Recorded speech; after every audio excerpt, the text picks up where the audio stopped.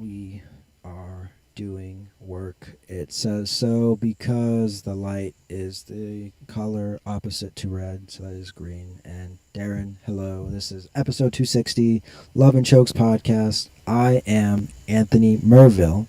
This is over there, that guy. Well, actually, that guy right there, if you look at it like that, that's Darren Branch. He is here. He is the man of the hour. So, there you go. The Moth. Man of the Hour. The Moth. This is a terrible You may now refer to me as the Moth. Terrible acronym. Other folks want to be known as the GOAT. We'll discuss. Who is the GOAT in the UFC? We'll discuss this. Connor made a post that has now made that a topic worth discussing. Anthony, the other thing I want to talk about today is what's appropriate when you're training. Like, do I try to snap your arm off when I have the armbar? Do I try to squeeze your neck until your eyes pop out of your fucking head when I have a choke? These are the questions that must be answered. These are questions of etiquette, yeah? Yeah. These are questions about etiquette, and so we'll discuss that as well. But before I get to that, Anthony, what it do? Not much. Just here, living my life, talking to people at work, listening to weird conspiracy theories from my landlords about the coronavirus. Oh yeah? Oh yeah. Somehow it became. I don't know. Like, if you thought this was a conspiracy, who would you think it would benefit? If you had to pick one. Who would it benefit? If you had to pick one group, the Republicans or the Democrats? Oh no, I don't know. I'm not up to date on like day-to-day politics, so I don't know if like someone's trying to hide a scandal and that's like a part of their their conspiracy. No. Not even that. It's just like, like how, like, the idea of like, being quarantined and then not being able to, do the things that you want to do. Like, I feel like if you were gonna say this was like, a scandal, you would say like, oh yeah, like this is like a big thing for Democrats, because like people are saying like, oh, the coronavirus isn't real. Coronavirus is like low numbers, and you can say what you want, but if you look at the numbers, it's like it's not what people projected. It's not in the millions. It's just hit 100,000. So I'm not saying it's not a dangerous thing. I'm just saying the numbers weren't real, so people don't take it real. And so that's like, if you were a big conspiracy theorist, you'd be like, the Democrats, they're trying to hold you down. It's, Trump's the real guy here. But then I guess you can go both ways about it. You can think like, oh, it's a Republican conspiracy. It makes Trump. I'm going to say that. Like, I think when people think of conspiracy theorists, like today, yeah. Right? I think most of them picture right-wing leaning people. Yeah. But I know for a fact, because I know some conspiracy theorists that are like far left. Right? And there are people thinking in that like mindset, thinking in that vein, mm-hmm. on both sides. If there are only two, let's call it all sides. Let's say that what we're really dealing with is something more like an octagon than something with two sides. Right. Like, there's a lot of sides, and I think there's people that have a conspiratorial mindset on all of those sides. So but I think that people in general would be like, oh, the Democrats. Because they're picturing some guy who looks like Alex Jones talking about what they think about the world, right? Right. I don't know enough about the world and its workings to talk about it in a way that makes me feel confident. Make sense? Yeah. Like, I have hunches, I have thoughts, but they don't even lead me directly to an opinion because I'm reminded of how little I know. Like, I know how little I know. So I don't really have an opinion on this. I do think that it was shocking to me initially how quickly everyone complied with the idea of staying at home. I will admit that I was surprised that after more than a month that I hadn't heard any reports of extreme rioting. I was surprised by these things. I'll say that. But that doesn't mean that I believe in any kind of conspiracy. I just think that people tend to get frustrated. When people get frustrated, shit gets set on fire. Look at Minneapolis right now. Yeah. Look at Minnesota right now. Right? When people get frustrated, they set shit on fire. So, like, I just anticipated that energy would be associated with Corona and not the death of a dude in the street by the police, right? Like, I thought that there'd be violence long before that. Like, so I'm shocked that we did so well as a people, that like people held it together. And whether or not like you think we ever should have been locked down or not, the fact that things did not get set on fire, honestly, is like surprising and amazing. So like, congratulations, America, for not killing each other during this pandemic until now. But I don't even really want to talk about that topic, that whole like police killing.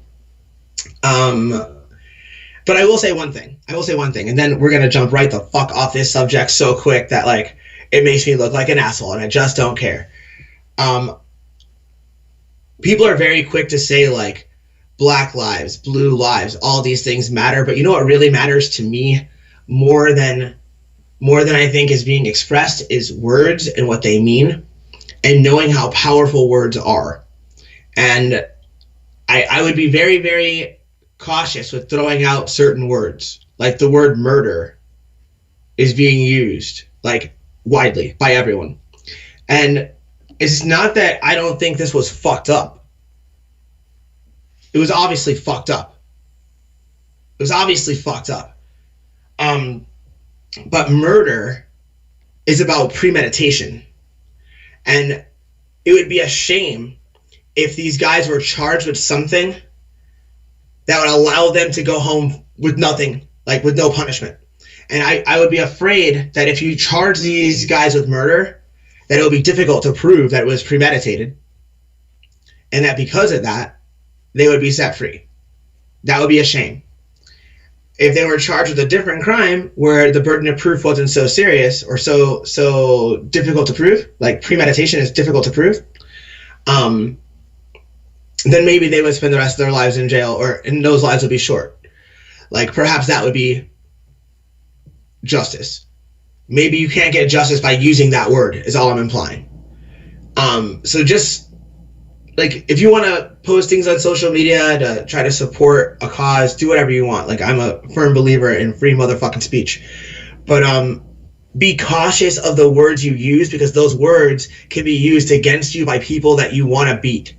You know, like, you have to be cautious of the language. That's all I'm saying. So, like, if you want to see those guys go to jail, make sure that every time you address it, you're using the right language. Because maybe they're killers. And killers can be sent to prison, just like murderers, but maybe they're not quite murderers. And that doesn't mean I'm like taking up for them. I'm talking about language and language only. That's all I'm talking about. Like, within what I know to be the definition of murder, premeditation is in the literal definition of it. If you look it up in the dictionary, that word is there. Premeditated. I don't know if you can say it was premeditated. It was just fucking awful.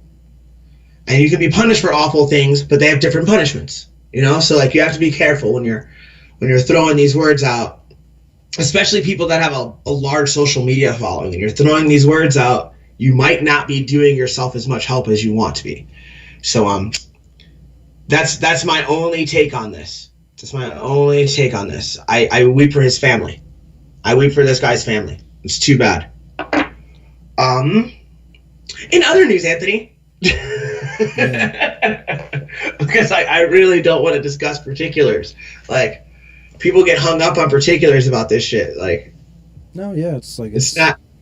It's the way you're going about it is like, hey, let's not just vilify. Let's not make these people into all-out villains. Let's try to get them for the. They can be villains. Well, they can be villains. I'm saying be cautious with what words you pin to them, because all right. So think about it like this, like the Miranda that you get read if you get arrested. It says everything you say can and will be used against you in a court of law. And that sounds like regular fucking English, because it is essentially, right? Like, those are all small words that all of us can understand since the 4th fucking grade, right? But the order in which those words are used makes it a very particular sentence with a very particular meaning. Anything you say can and will be used against you. You know what it doesn't say? It doesn't say that anything you say can be used for you, because it can't. Right? So like when you're talking about like justice has to be sought out in a courtroom, and courtrooms are battles that are fought with words and laws, and like those laws and those words are interpreted by motherfuckers. And so like when you're dealing with that shit, and you're throwing words, you got to make sure they're actually appropriate to the place you're throwing them and not to your heart. In your heart, you feel that is murder because killing, when it's person to person, that's murder. That's the way that we talk. That's because we watch crime shows and shit. We say murder. What you saw was a killing for sure. Whether it was a murder or not is something that has to be decided through investigations and shit. And that's hard. That's hard. So I would not want that word to backfire on the people who are seeking justice for that death. That is my only point. In other news, Anthony. Yes. All right. Conor McGregor. Yes. Made a post that started perhaps even enough buzz to get him an actual fight with Anderson Silva. I don't think that fight's going to happen, by the way, but he put out a thing that said, "Who's the GOAT?" implying that he's the motherfucking GOAT, right? Like, so he made a chart that I think a lot of our audience has seen. If you have not seen it, I would direct you to Conor's Instagram account, the Notorious MMA on Instagram, or the Mac Life Official, another Instagram account associated with Conor. It's one of his businesses, and they posted an image with 4 fighters and a bunch of facts, right? Those 4 fighters were George St. Pierre, John Jones, Anderson Silva, and of course, Conor McGregor. And it listed things like their records, how they won, submissions, knockouts, how fast did those knockouts occur. These are criteria that we usually use when we're talking about who's the greatest of all time. And so if you just look at, okay, record.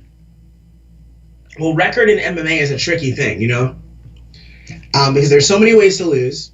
And most of the people who are agreed upon as the greatest have losses, with only a couple of exceptions. You can be in the greatest of all time conversation and have double-digit losses on your record for sure. Does that make sense? Yeah, like that makes sense. In MMA, you could do that. You can't do that in boxing. In boxing, you get double-digit losses, you fall out of that conversation quick as fuck. There'll be 10 to 20 guys raising their hands saying, "I beat that guy, he's not that great," right? Right. In MMA, we give a lot more credence to streaks and accomplishments than we do to overall record. So if you have achieved things, you can suffer several losses in a row. As long as you're achieving, you'll still get into that upper echelon, that conversation, right? Yeah. In terms of my greatest of all time, I think there are a couple people that he left off that list, and there could have been facts listed underneath their names too. But I do think you're talking about most of the right guys. What did you think about that initial foursome?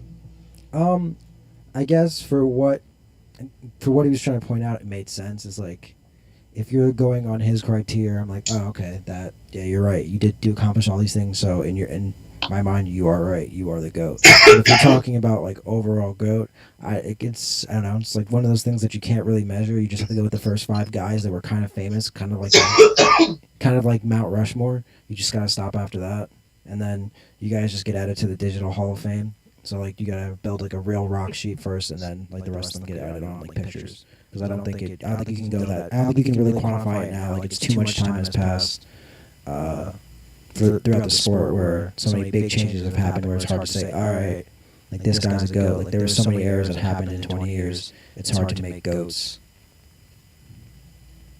I completely disagree. How dare you? I think it's even easier because the window of time is small compared to other sports. Like, how long has basketball been a fucking sport? How long has boxing been a motherfucking sport? And we're still debating who the greatest is in all these games, right? Right. With only 25 years, it seems like it would be even easier. Even though, yes, there have been shifts and changes, right? We've gone from tournament formats and no rules to rounds, weight classes, like. Well, that's not even that. There's a tricky area, but for the most part. No. That's not the thing that matters. It's what becomes like you become the greatest of all time. Either because you've done something really well, or you've added a new thing to the game that nobody ever did until you started doing it. And there's a lot of people you can say that did a lot of different things that said, all right, now because of this guy, we know that kicking people in the leg is legit. and it's a thing that we should actually do, and it's not anything. Marco Huas. Exactly. Like there's a lot of people that say like, oh, it became way different because this guy showed up. 1 second. Yeah. Fantastic. I'm back with you. I've got 20 minutes, Anthony. Okay. But you get what I'm saying though. Like it's not just like it's like I think because of that, like because of basketball's changes have been so small. It's been more because of the rules and not because of the players. Respect. I agree. I would completely agree. But the players have also changed in that game tremendously from what they were before. Like, nobody looked like LeBron when basketball got invented. I'm just saying. Yeah. Nobody looks like them, but like the handles, like besides maybe like the handles are a little bit more crisper and cleaner nowadays. But in terms of like, you know, how you win the game, I shoot the ball in the net. All right. In a fight, there's a lot more ways I can stop a guy from walking just by kicking him in the leg 1,000 times, and that's it. And nobody, if you said that like the first 5 UFCs, everyone like, shut up, it's jiu-jitsu, my friend. Come on. But those are just ideas. The reality that you could have done that was there the whole time, just nobody saw it. Right. But you know, like it's not that you couldn't do it and now you can. It's just that nobody had done it until someone else did it. But it's like saying that like if you saw like the motorized engine and the car and then like a bicycle right then and there, you should have thought about a car. Like a car should have been the next thing in your mind. Like whoever made the engine. No, that's basically what you just said to me. It's like, hey, like it's like, you know, like you kick and you punch, but like if you just aimed your kick a little bit lower and kicked in the leg, if you just would have just thought about that, that would have worked. But that's not how. I mean, look, man, the kicks just got even lower. Right. A few years ago, there were nobody throwing calf kicks. Now everybody throws calf kicks. Right. And everybody will tell you they've been throwing calf kicks, which might be true. But front kicks. Remember when no one did front kicks? Yeah. Now everybody front kicks. Because of who? A goat, Anderson Silva. But there have been people that were doing it the whole time. But yeah, Anderson Silva knocks your face off, and then everyone was like, that shit might work if I do it. Like, I'm gonna do that too. Yeah, and that's part of being a GOAT. It's like you did. I get that. Yeah, I do get that part of your criteria that's missing. I do think that when most of us think about who the GOAT is, we think about things along that line. But when I saw the list, the first thing I thought of was my first conversation with my professional wrestling coach about wrestling. And I was being set up. It was a fucking setup from the jump. He said, what's the best match on WrestleMania 3's card? Like, what's the best match? And WrestleMania 3 was headlined by Hulk Hogan and Andre the Giant. And you don't have to know anything about pro wrestling to realize that that was a big spectacle moment. It was the moment where Andre the Giant was body slammed for the very first time in front of the world, right? So, like, magic shit, right? Like, something really, really, really magic in the folklore of pro wrestling happened that day, right?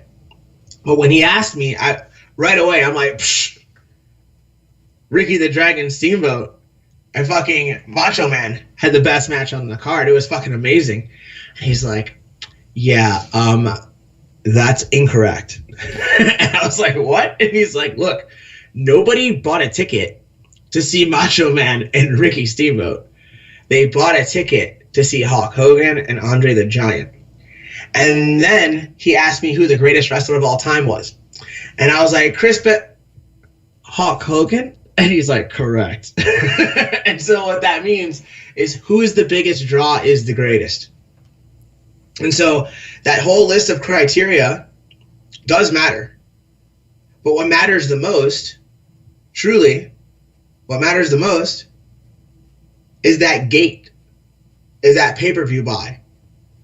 And those are the largest gaps that he has on everybody else on that list and on any fucking list. If you can draw, then you can earn for yourself and for everybody else on the card potentially. If you can't draw, if nobody cares, it's like if a tree falls in the woods and there's no one there to hear it. Did it even fucking fall? Like, only MMA nerds were there for Anderson Silva's accomplishments. I was there. I'm a nerd. I was there. Yeah. He's on the surface of pop culture, but he's not in it. He's not in it.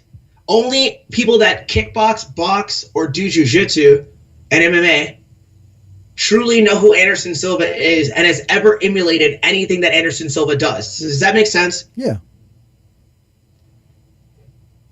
So in a sense, you can, and this sounds insane. I can't even believe I'm saying it the way I'm saying it, but you can throw Anderson out of the fucking conversation. Like, he's not in the conversation. He just happens to be the best middleweight fighter that we've seen. You know, he was the most successful middleweight that we've seen. Right.